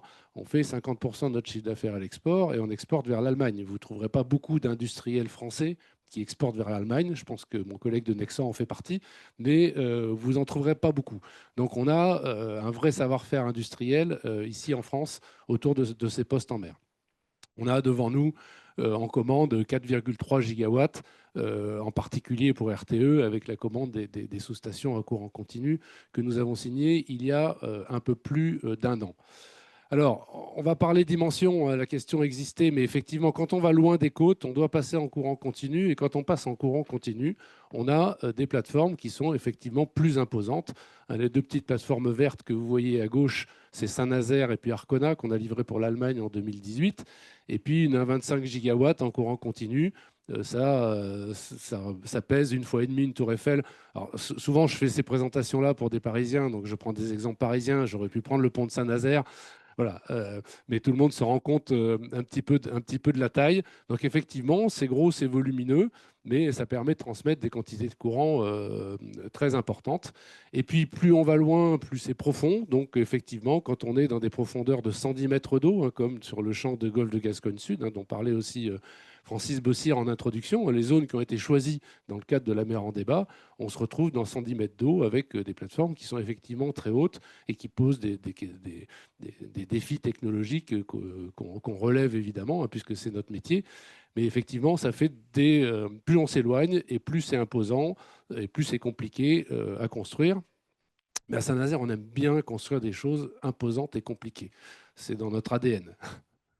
Alors, le slide suivant, s'il vous plaît. Alors, c'est effectivement des projets qui sont technologiques, qui sont complexes. On mobilise beaucoup de monde. On va parler d'emploi juste après. C'est 500 000 heures d'ingénierie, c'est 1 million de composants dans une maquette 3D intelligente avec l'ensemble des composants de notre partenaire Hitachi qui servent à transmettre et à convertir le courant. C'est vraiment des équipements qui sont à la pointe de la technologie, qui réagissent à la milliseconde. Donc un très gros ensemble qui permet cette conversion de courant. Et puis sur notre site de Saint-Nazaire, entre 2027 et 2028, on va passer plus de 6 millions d'heures de travail par poste, et ça va être 1000 personnes qui vont être mobilisées pendant 2 ans. Et nous espérons plus, si on a une vision au-delà de la PPE2, nous espérons évidemment que cette mobilisation va durer plus longtemps et s'amplifier. Et dans ce cadre-là, on investit aussi beaucoup. On investit 100 millions d'euros dans une usine dédiée à Saint-Nazaire, qui est en cours de construction. Vous voyez une image en bas à gauche, mais elle date un peu. On a déjà fermé tout le couvert. Et pour doubler notre capacité industrielle, pour servir à la fois notre client RTE, évidemment, mais l'ensemble du marché européen, qui est extrêmement dynamique, et je dirais beaucoup plus dynamique que le marché français à l'heure actuelle. Alors, pour faire ça, il nous faut du monde. Donc, on a embauché, il y a 15 ans, on était deux ou trois. On était 2 ou 3. Aujourd'hui, on est presque 500 personnes qu'on a embauchées en CDI. On a recruté plus de 100 personnes entre 2024 et 2025. Beaucoup de jeunes, beaucoup de passionnés, des gens de toutes les générations, de tous les métiers, des ouvriers chaudronniers aux ingénieurs spécialistes de l'aérodynamique, de la structure et des courants. Donc des métiers très variés. C'est ce qui fait la beauté de l'industrie. C'est qu'on recrute tous les niveaux, toutes les compétences dans nos métiers. Notre partenaire Hitachi Energy, alors Hitachi Energy est une entreprise suédoise, hein, comme son nom ne l'indique pas. Hein, c'est en fait anciennement ABB. Hein, c'est eux qui ont inventé quasiment la transformation du courant alternatif en courant continu et en ont fait quelque chose d'industriel. On va dire c'était au début du XXe siècle, il me semble, ou à la fin du XIXe. Donc c'est vraiment des gens qui sont dans la conversion de courant depuis tout petit. Ils ont ouvert un centre de compétences européen à Massy, en région parisienne. Ils s'implantent à Saint-Nazaire. Ils ont ouvert des bureaux à Saint-Nazaire et puis ils ont 50 personnes aujourd'hui et on peut penser qu'ils vont continuer à croître au gré des activités que nous aurons en France, souhaitons-le, avec RTE pour la suite. Et puis, ce n'est pas seulement les personnels du rang 1. Nous, on est un rang 1, donc on est un ensemblier. Vous avez vu, c'est un gros ensemble où on achète 75% de ce qu'on réalise, on l'achète à d'autres. Et donc, en fait, on implique beaucoup d'entreprises, s'il vous plaît, dans notre projet. Donc, on implique beaucoup d'entreprises parce qu'on est ce qu'on appelle une tête de filière. S'il vous plaît, vous pouvez passer le slide. Voilà. Donc, en fait, on génère de l'activité sur tout le territoire national. Ça, c'est important. Il n'y a pas que les régions côtières qui sont impactées par le développement du réseau en mer. C'est-à-dire que vous voyez sur cette carte de France, c'est un exemple tiré de projets récents, on travaille avec plus de 200, 250 entreprises, 240 entreprises sur cette carte qui sont réparties dans tout le territoire. Auvergne-Rhône-Alpes, Nouvelle-Aquitaine, dans le Grand Est. Je ne suis pas sûr qu'il y ait des gens dans le Grand Est qui savent qu'ils travaillent pour l'éolien offshore. Mais nous, vu le nombre de composants qu'on intègre, on travaille avec l'industrie de l'ensemble du pays. Sur Centre-Manche 1, hein, le projet dont Édouard est responsable, on a déjà contracté plus de 30 millions d'euros avec 130 entreprises environ, françaises, hein, je parle bien des entreprises françaises, qui sont majoritairement des PME et la plupart sont avec nous depuis une dizaine d'années. Elles ont développé leurs compétences, développé leur personnel autour des postes en mer pour l'éolien offshore.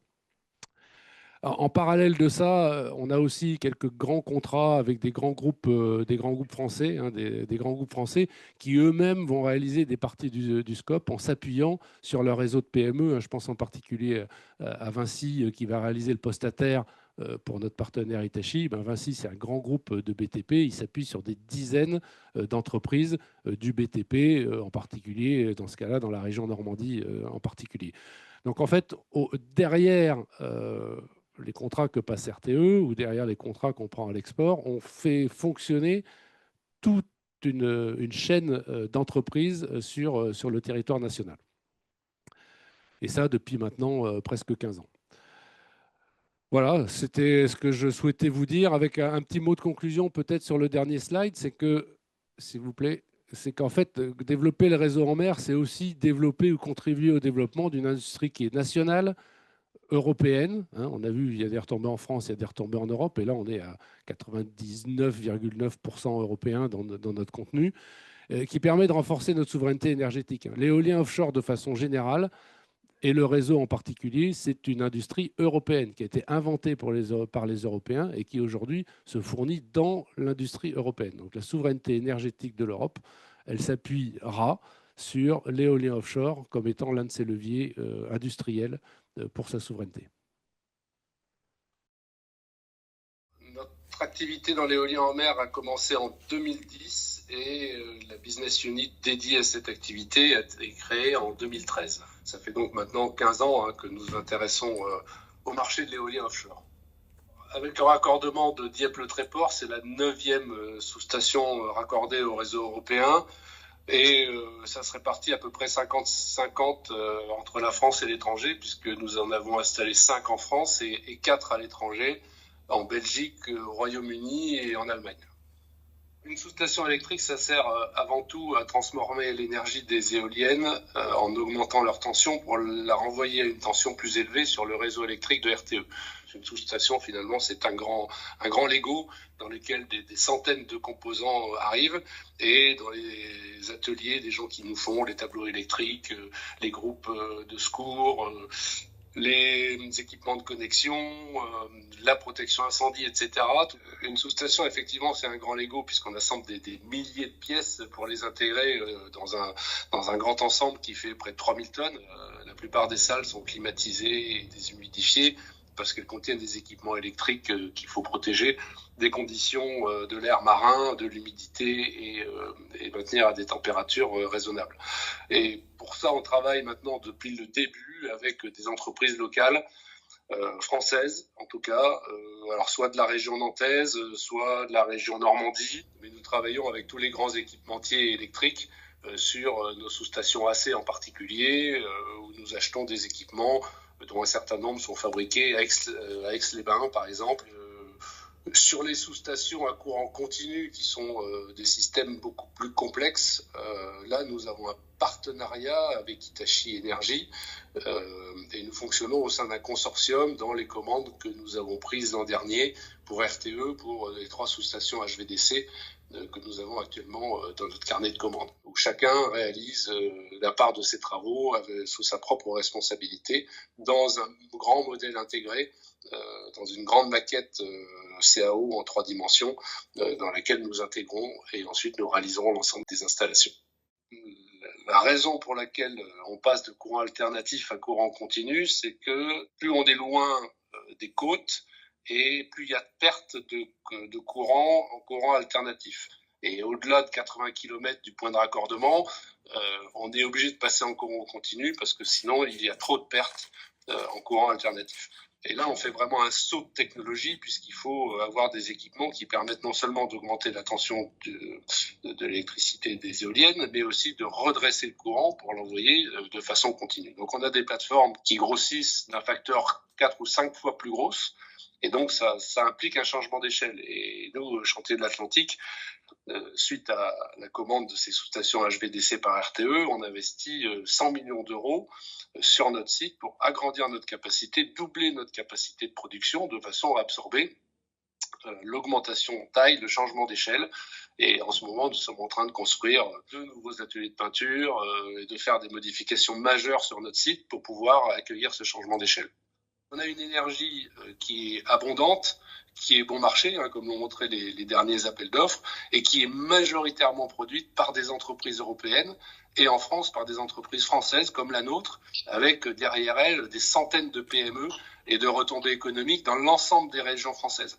Donc c'est une vraie opportunité industrielle qui est en pleine croissance et dont il faut poursuivre la croissance parce que tous ces investissements, tous ces emplois, tous les gens qu'on a formés, les gens qui sont chez nous, ont besoin de visibilité sur un futur et sur le futur des énergies décarbonées de façon générale.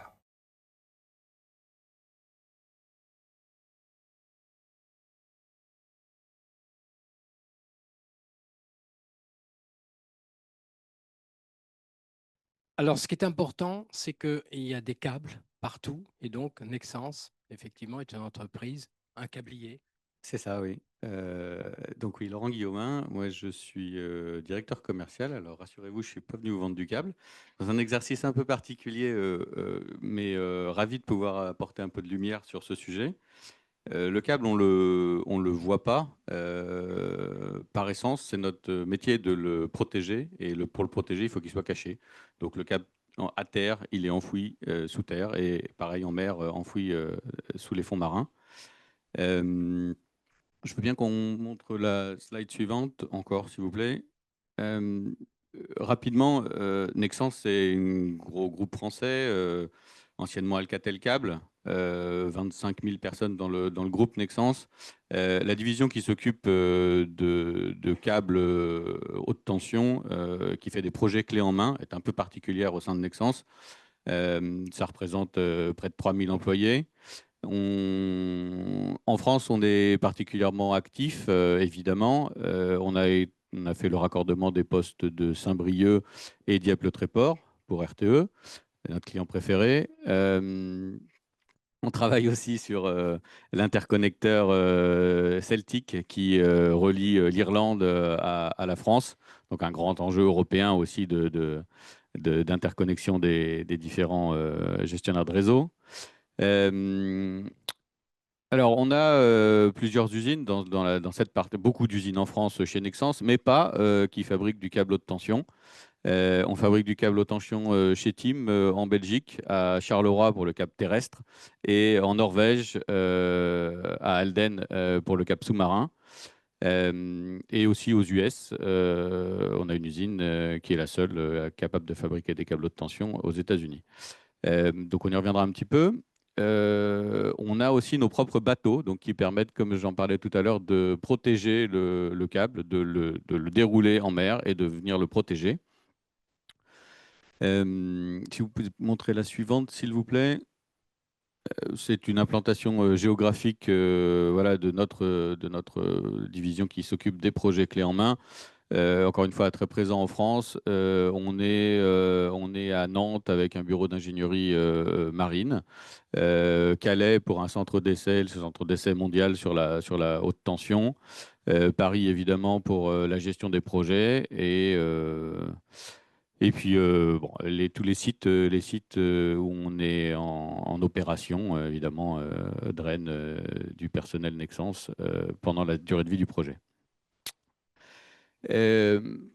Donc, on fournit des projets clés en main, comme je disais tout à l'heure. Clés en main, ça veut dire que oui, on fabrique du câble. Bon, là, il y a deux exemples de câbles. Pour faire simple, en haut, le câble courant continu et en bas, un câble de courant alternatif dont on parlait tout à l'heure. Ça veut dire qu'on fabrique dans nos usines, on Désolé, teste. mais en ligne, on ne voit pas les diapos. Hein. Ah. On teste, ok. On y travaille. On teste le câble qu'on a produit pour être sûr que ce qu'on met sur un bateau et qu'on installe en mer est fonctionnel. Ça serait dommage de s'apercevoir qu'on a un problème une fois que tous les travaux sont faits. Le gros spaghetti enroulé que vous voyez au milieu, c'est un câble, on va dire une centaine de kilomètres, sur une table tournante de stockage. Donc on voit les petits bonshommes sur le bras qui relie la table tournante, pour vous donner une idée de la taille. On est obligé de stocker puisque on ne peut pas installer en direct et il faut que le bateau vienne charger le câble dans un temps réduit. Donc on a des phases de stockage. Le bateau qui est en bas à droite vient directement récupérer le câble depuis l'usine pour l'emmener sur site. Si on montre la suivante. Alors voilà, ça c'est l'usine d'Halden, c'est la plus grosse usine du groupe Nexans. On vient d'y rajouter une tour verticale. Donc chacune de ces tours verticales est indispensable pour produire du câble haute tension, pour pouvoir en gros centrer le conducteur au milieu de l'isolant. Globalement, pour vous donner une idée, notre division sur les 7 dernières années a investi 1 milliard d'euros dans ses capacités de production et d'installation. Si on montre la suivante, encore une fois pour faire court, ça c'est le prochain bateau Nexans qui arrive l'année prochaine. On en a un équivalent à celui-ci qui est arrivé il y a 2 ans et un autre plus historique qui a une 50aine d'années. Voilà, typiquement un investissement comme ça, on parle de 300 millions d'euros. Et alors, pour reprendre un peu la référence parisienne de Tour Eiffel, quand on charge le câble sur un navire comme celui-là, on met à peu près le poids de la Tour Eiffel en câble, pour vous donner une idée. Et le bateau, il fait la moitié de la taille de la Tour Eiffel en longueur. Donc, ce sont des gros engins. Juste, oui, je parlais de capacité de production en France. Je crois que j'ai une dernière slide. Non, on est d'accord. Aujourd'hui, il y a une volonté politique de développer notre autonomie énergétique, notre souveraineté énergétique, et donc d'étudier la possibilité de produire du câble haute tension en France. On y travaille avec RTE, c'est public aujourd'hui. Alors, il n'y a pas que nous, évidemment. Hein. C'est tout l'enjeu pour nous, industriels, d'arriver avec une proposition qui soit à la fois compétitive et adaptée aux besoins.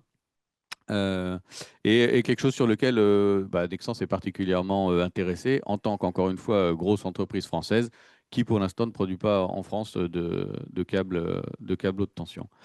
Pour ça, on a besoin de visibilité. On a besoin, comme RTE d'ailleurs, de savoir où on met les pieds. Et est-ce qu'une usine comme ça, vous imaginez bien que ça ne peut pas se faire sur un ou deux projets. Il faut avoir une visibilité sur plusieurs, je dirais plus d'une dizaine d'années, pour pouvoir ensuite s'engager sur ces plans d'investissement massif pour un industriel. Voilà, une introduction un peu de ce qu'on fait. J'ai aussi un petit film.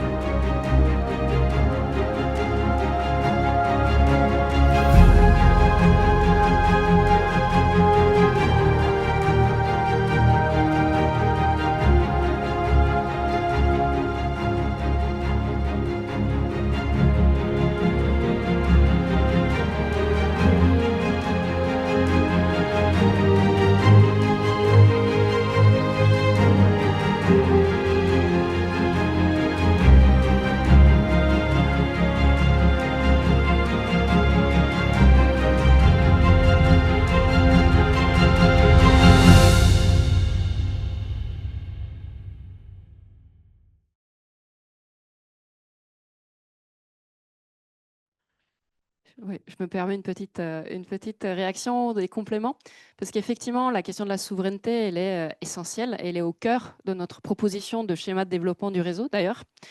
Dans le chapitre réseau en mer, on a même pris quelques engagements. On a pris l'engagement de 100% d'approvisionnement en Europe pour nos infrastructures en mer. Et on a pris l'engagement de chercher à arriver à 50% de contenu France vers 2040 pour nos matériels maritimes, donc ce qu'on met sur le poste en mer et avec le poste en mer, si je peux le dire comme ça. Ça, c'est équivalent à ce qu'on avait fait pour les projets AO1, qui sont déjà maintenant bien mis à disposition du producteur, tous. On avait 100% de contenu Europe et 50% de contenu France. Donc, on aimerait retrouver ces taux-là. Et le deuxième aspect dans le schéma décennal, c'est le rythme de développement des projets.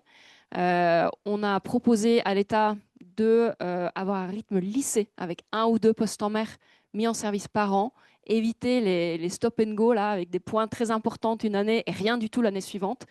Ce n'est pas du tout adapté aux capacités européennes et françaises de production d'équipements. Donc voilà, ça c'est la deuxième proposition. Et puis le troisième commentaire, mais plus général que je voudrais faire, c'est sur la réflexion de RTE sur la souveraineté industrielle. Il y a en fait 3 dimensions. Il y a la souveraineté en termes de matières premières.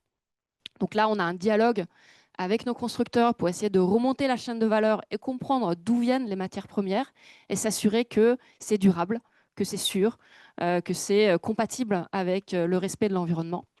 La deuxième dimension, c'est la souveraineté technologique. Donc là, ce qui nous importe, c'est la cybersécurité.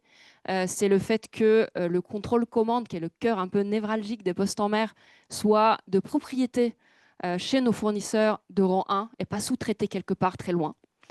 Et la troisième dimension, c'est la souveraineté qu'on appelle équipementière. Donc ça, c'est la capacité de nos fournisseurs de produire en France et en Europe. Et c'est là qu'intervient par exemple les chantiers qui produisent en France ou encore le projet d'usine de câbles sous-marins en France qu'on étudie activement, mais pour laquelle on a besoin de visibilité en effet, et qui pourrait compléter les usines de fabrication de câbles souterrains qui existent déjà en France. Mais on n'a pas d'usine de fabrication de câbles sous-marins depuis 40 ans. Voilà. Bien, je pense que... Merci. Alors, une petite annonce, j'en ai un petit peu parlé tout à l'heure. On a accordé à ce sujet de la souveraineté industrielle au service d'une souveraineté énergétique un webinaire, le 8e et dernier de nos webinaires sur cette question de la souveraineté. Alors, on ne parlera pas dans ce webinaire seulement de la mer, évidemment, parce que l'une des grandes questions de RTE, et quand vous plongerez dans le dossier du maître d'ouvrage que vous pourrez prendre tout à l'heure, vous verrez que c'est une des grandes questions, c'est le raccordement. Le raccordement des producteurs et le raccordement des consommateurs. Voilà, donc on était dans ce cadre-là.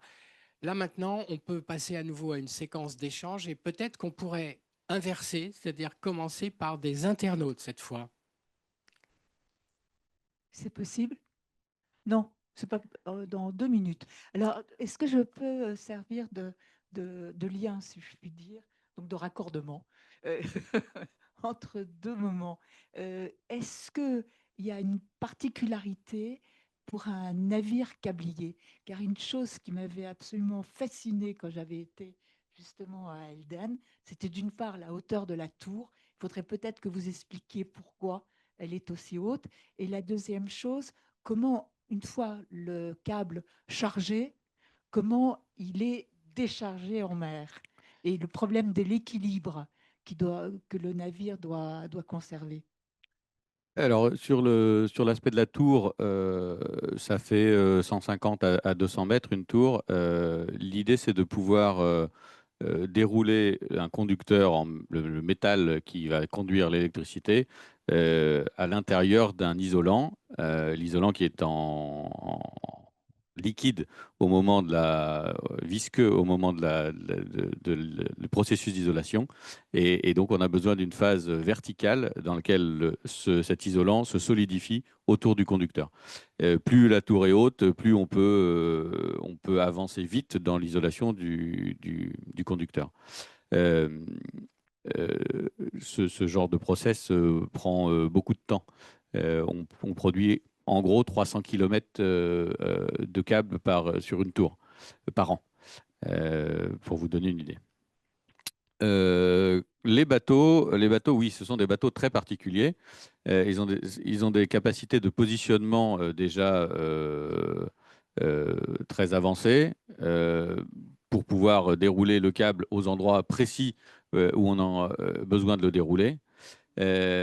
Ils ont aussi des capacités de chargement importantes. Donc, on a une partie marine dans ces bateaux pour le transfert, etc. Et une partie installation qui est chez nous plutôt à l'arrière du bateau. Et l'idée, c'est de pouvoir, alors on parlait de courant continu tout à l'heure, de pouvoir dérouler par exemple deux câbles qui sont les deux phases du courant, de la liaison en courant continu, plus un câble d'interconnexion, donc de télécommunication, plus parfois un câble de retour à la Terre. Donc on a par exemple 4 câbles qui sont déroulés en même temps du bateau, donc sur une table, la fameuse table tournante qui peut être divisée en deux, puis une autre qui est en dessous à l'intérieur du cargo, de dérouler tout ça en même temps pour pouvoir le poser en une fois sur le fond marin.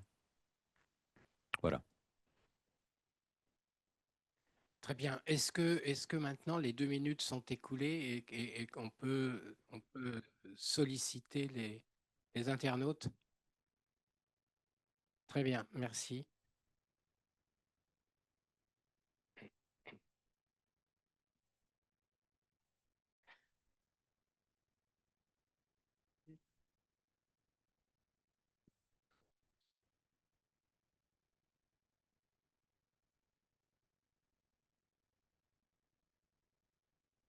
Oui, Jérôme Benveniste, anciennement de l'Agence spatiale européenne et maintenant du Comité for Space Research. J'aimerais savoir, j'aimerais savoir si on peut récupérer des données pour l'environnement. Par exemple, les scientifiques, vous dites, vous faites un appel, il n'y a pas de scientifiques. Moi, je pense que les scientifiques sont très, très friands de données. Il faudrait peut-être juste trouver des instruments de mesure. Donc, une première question, c'est sur le câble, puisqu'on est en train de parler de câble. Est-ce que vous pouvez mesurer la vitesse des courants marins avec l'impact du courant marin sur le câble en termes de champ électrique? Et seconde question, est-ce que vous faites des mesures sur les plateformes, sur les postes, d'une manière automatique et permanente, par exemple la hauteur des vagues, la température de l'eau, etc. Est-ce que ces mesures sont mises sur une plateforme temps réel dont vous parliez avant, que les scientifiques puissent les récupérer? Alors pour le câble, je commence. On a à l'intérieur des câbles, maintenant c'est un classique, à l'intérieur des câbles haute tension sous-marins, au moins un câble optique. Souvent il y a une redondance qui nous permet de collecter des données sur le câble lui-même, déjà pour commencer, c'est-à-dire son intégrité physique, sa température, et pas mal d'autres éléments qui nous permettent de contrôler l'état de santé, en gros, du câble et sa charge. Donc des outils importants pour le gestionnaire de réseau qui est RTE, par exemple. À ma connaissance, à date, je ne pense pas qu'on ait d'autres capteurs. Il y a pas mal de projets et de choses qui sont à l'étude, entre autres pour, pareil, être capable d'anticiper une agression extérieure du câble via des sensors qui peuvent analyser un objet qui arrive sur le fond marin à proximité. Mais pas de. Le câble est enfoui à plus d'un mètre sous le fond marin, donc le courant, typiquement, je ne pense pas qu'on va pouvoir mesurer ça avec le câble, non. Je profite d'avoir le micro pour une autre question. C'est dans tout ce système de postes de raccordement, est-ce que vous avez prévu quelques branchements supplémentaires pour, à terme, ajouter des, comment on dit, wave energy converter, des systèmes houlomotrices qui pourraient aussi vous servir pour avoir du courant sur place, mais aussi pour l'injecter dans le réseau. Okay. Donc, je vais compléter la réponse de Laurent sur les données. C'est un peu ce qu'on disait tout à l'heure hein, sur les co-usages du poste en mer, c'est-à-dire utiliser le poste électrique en mer pour autre chose que de transporter l'électricité. Donc on a cet espace qui est déjà réservé dans lequel on peut installer des équipements de mesure de toutes sortes. On en a déjà pour nos propres besoins, pour nos mesures de suivi. On va continuer à suivre la qualité de l'eau, par exemple. On va mesurer effectivement les courants. On a une batterie d'équipements qui sont mises en place pour les mesures de suivi en fonction des exigences qui sont émises par les autorités sur le suivi de l'état de l'environnement autour de nos postes. Ensuite, on souhaite mettre à disposition des tiers des données en open data. Ça fait partie de notre service de co-usage. C'est vraiment notre intention. Je ne peux pas vous dire où ça se trouve aujourd'hui, parce que les postes en mer qui sont aujourd'hui en service appartiennent aux producteurs. Je ne sais pas ce qu'ils font, mais nous, c'est bien notre intention de mettre à disposition l'ensemble des données en open data. D'ores et déjà, aujourd'hui, les résultats des surveys, des investigations géophysiques qu'on fait, l'état initial de l'environnement, tous les rapports sont mis à disposition du public. Et les résultats des surveys bathymétriques sont transmis au CHOM, qui est un institut de service public et qui lui-même publie l'ensemble des données. Voilà. Et votre dernière question, je ne sais plus ce que c'était du coup. Alors, un holomoteur, voilà, donc c'est la deuxième dimension des co-usages. La première, c'est l'observatoire, on vient d'en parler. Le deuxième, c'est le plug and test, ou la possibilité de raccorder des sites d'essai. Donc, on l'a prévu pour les postes en mer qui sont en Bretagne et qui sont en Méditerranée, qui ont 2 prises libres pour raccorder des sites d'essai ou des sites de petite puissance. Donc, ça peut être houlomoteur, ça peut être éolien flottant. Voilà, donc c'est là-dessus qu'on est aujourd'hui en dialogue avec OpenSea, mais OpenSea n'utilisera pas tout. Bien, je souhaiterais qu'on consacre les 5 dernières minutes aux personnes qui sont connectées. Oui, on a une nouvelle intervention Donc, de Monsieur Sartori. Monsieur Sartori, vous avez Oui, la parole. oui, bonjour. Nous sommes un peu inquiets du rythme d'installation des postes qui a été mentionné parce que je sais bien que RTE, contrairement à ses homologues étrangers, anticipe de beaucoup les postes de raccordement. Ça aurait été une très mauvaise idée de préparer un poste pour Oléron. On pense que c'est une mauvaise idée comment dire, d'accélérer les travaux pour le poste Bretagne Sud. Je rappelle que quand même Iberdrola, par exemple, très confraternellement, a estimé récemment que ce projet aurait énormément de mal à voir le jour et que on verra ce que sera la décision finale d'investissement.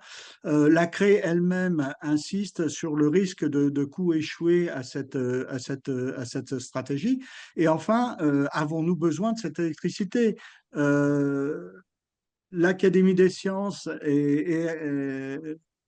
indique qu'on n'a pas besoin d'électricité, vu l'évolution de la demande électrique, on n'a pas besoin d'électricité supplémentaire, surtout pas d'ENR d'ici 2035. RTE lui-même est en train de revoir ses scénarios dans le sens réaliste d'une baisse de la demande électrique. Donc, nous, on pense qu'il y a extrêmement... Et en plus, il y a de plus en plus d'heures de production à taux négatif, c'est-à-dire où les parcs éoliens en mer produisent, ou plutôt sont payés pour s'arrêter, pour ne pas produire, parce que leur électricité ne s'adapte pas à la demande et qu'elle a une valeur négative à ce moment-là. Donc vraiment, on se pose des questions sur ce volontarisme, ce rythme d'augmenter les parcs, les installations de postes électriques avec le fort risque de coûts échoués. Et en plus, le fait que l'éolien flottant n'est pas techniquement prêt. Donc, voilà. Donc, ça va représenter un coût énorme avec des risques importants de coûts échoués.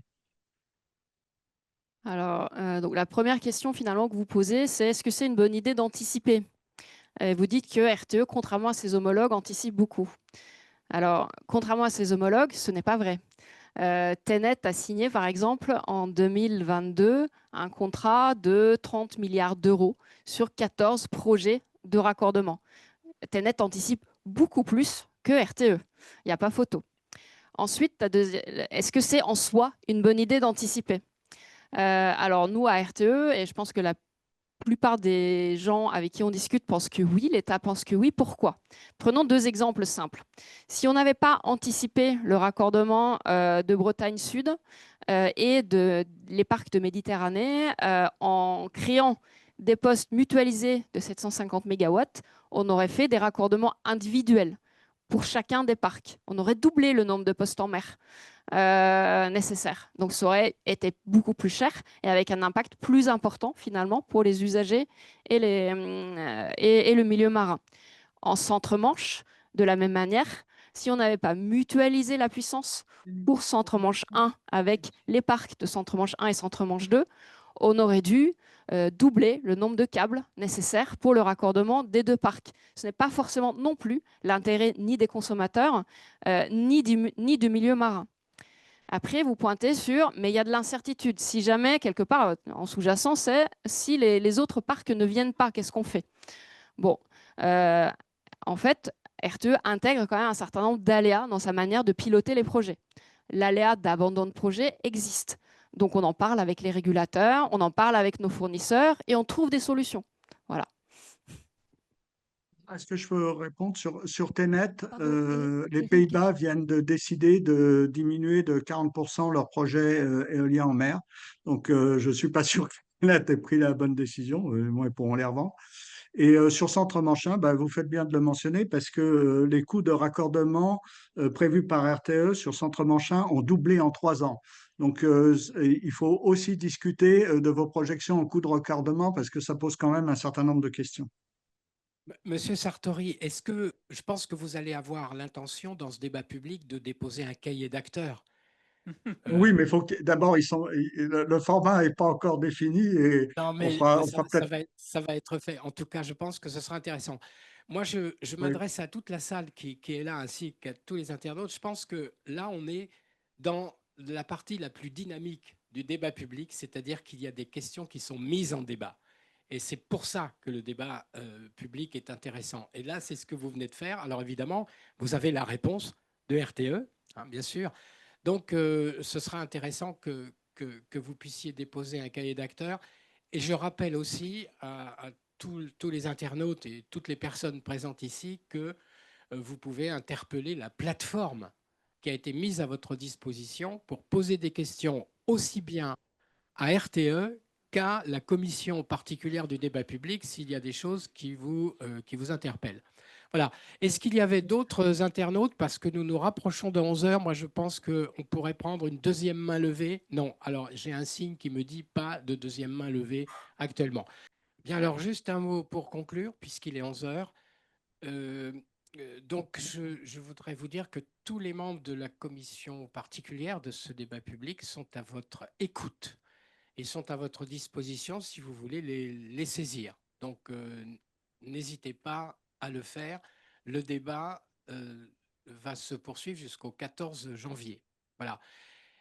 Et une phrase simplement pour terminer. Remercier les personnes que nous avons sollicitées et qui ont consacré avec enthousiasme et dynamisme ce temps d'échange.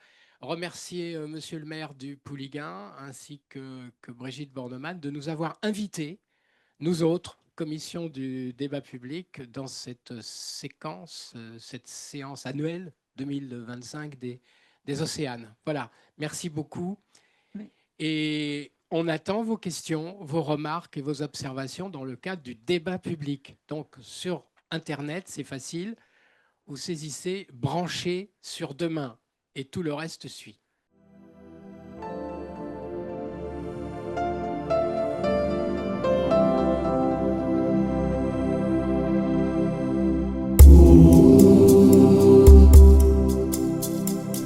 Ooh.